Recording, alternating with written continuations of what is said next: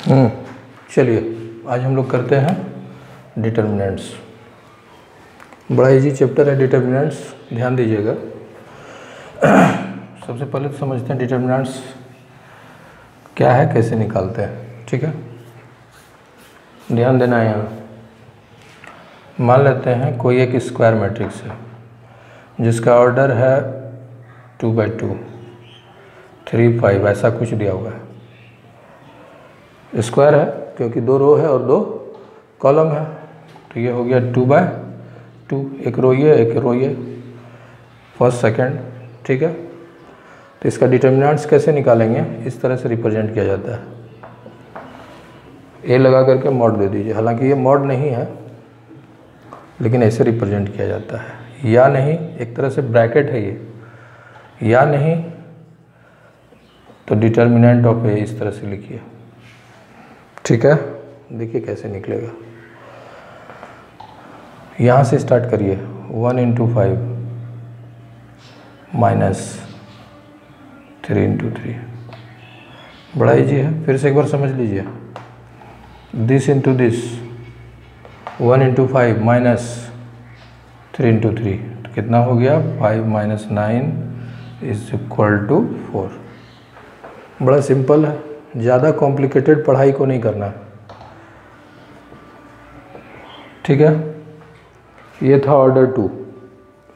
अब चलिए लेते हैं ऑर्डर 3, उसका कैसे निकलेगा।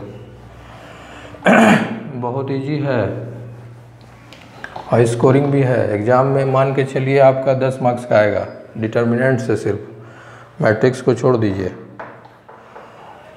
मान लीजिए कोई मैट्रिक्स है A = 1 1 2 2 1 1 1 3 2, इसका ऑर्डर 3/3 है। ऑर्डर 3 का मैट्रिक्स है, इसका डिटर्मिनेंट्स कैसे निकलेगा? रिप्रेजेंट उसी तरह से करेंगे, या नहीं तो डिटर्मिनेंट्स ऑफ ए लिखिए। इसको कैसे करेंगे, ध्यान दीजिएगा। सबसे पहले हम लोग 1 को छोड़ने वाले हैं, 1 को छोड़ दिए और उसके बाद इस तरह से बनाइए। जब हम लोग 1 को छोड़ेंगे, ये जो है फर्स्ट रो का फर्स्ट कॉलम से है एलिमेंट। ठीक है, छोड़े, इसको छोड़े मतलब लिख दिए। तो इसको छोड़ने का मतलब है कि ये फर्स्ट रो ख़त्म, फर्स्ट कॉलम ख़त्म, तो मेरे पास बचा क्या? 1 1 3 2। ठीक है, चलिए इसको छोड़े, ये ख़त्म, ये ख़त्म, बचा क्या? 1 1 3 2। आगे बढ़ते हैं, सेकंड वाला छोड़िए, लेकिन ध्यान रखिएगा साइन को चेंज कर लीजिएगा। प्लस है तो माइनस, माइनस है तो प्लस। क्या करना है इसमें? छोड़ दिए। फर्स्ट रो में है ये, फर्स्ट रो ख़त्म, फर्स्ट कॉलम में है सेकंड कॉलम में है, सेकंड कॉलम ख़त्म, तो हमारे पास बचा क्या? 2 1 1 2 2 1 1 2। आगे बढ़ते हैं, 2 को छोड़ते हैं, प्लस लिख दीजिएगा। सिर्फ बीच वाले का साइन हम लोग चेंज करेंगे। 2 को छोड़े, ये ख़त्म, ये ख़त्म, बचा क्या मेरे पास? 2 1 1 3। इसी को सॉल्व कर देंगे, आंसर आ जाएगा। अब सॉल्व कैसे करना है? 1 को छोड़े हैं, 1 × 2 - 3 × 1 -1, 2 × 2 -1 × 1। आप डायरेक्ट भी कर सकते हैं, कोई प्रॉब्लम नहीं है। हम लोग को इनफैक्ट डायरेक्ट ही करना है। 2 3 6 -1 × 1 1। इसको सॉल्व कर लेते हैं। चलिए, उधर जगह नहीं है, यहीं करते हैं। क्या हो जाएगा ये? 1 2 - 3, चलिए 2 - 3 -1 4 - 1 प्लस 2 6 - 1। ठीक है, सॉल्व करिए, देखते हैं क्या आता है। 1 × -1 -1 × 3 प्लस 2 × 5 कितना हो गया? -1 -3 प्लस 10 -4 प्लस 10 कितना हो गया? 6। Required answer. ठीक है, बहुत इजी है। आगे देखते हैं।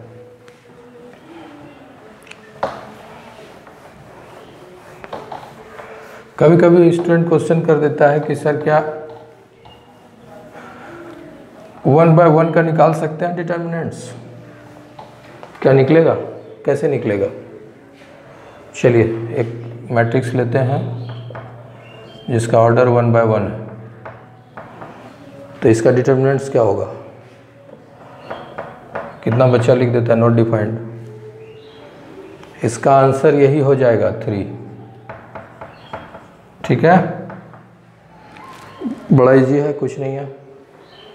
चलिए हम लोग अभी देखें क्या, चाहे वो ऑर्डर 2 by 2 हो, चाहे 3 by 3 हो, चाहे 1 by 1 हो, सबका एक वैल्यू आंसर आ रहा है हमारा मैट्रिक्स निकालने, डिटर्मिनेंट्स निकालने के बाद एक number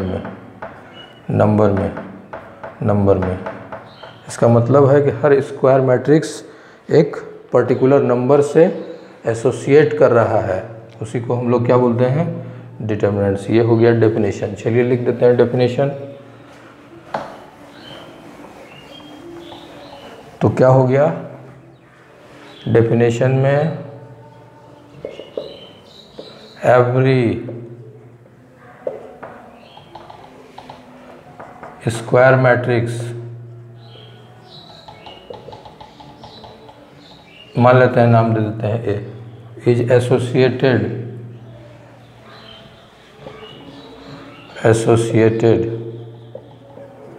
with a number. Such number is called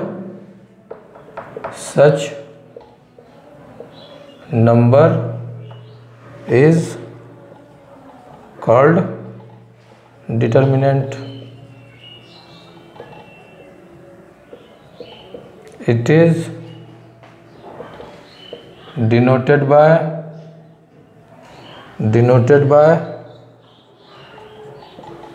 mode है नहीं, ब्रैकेट है ये, और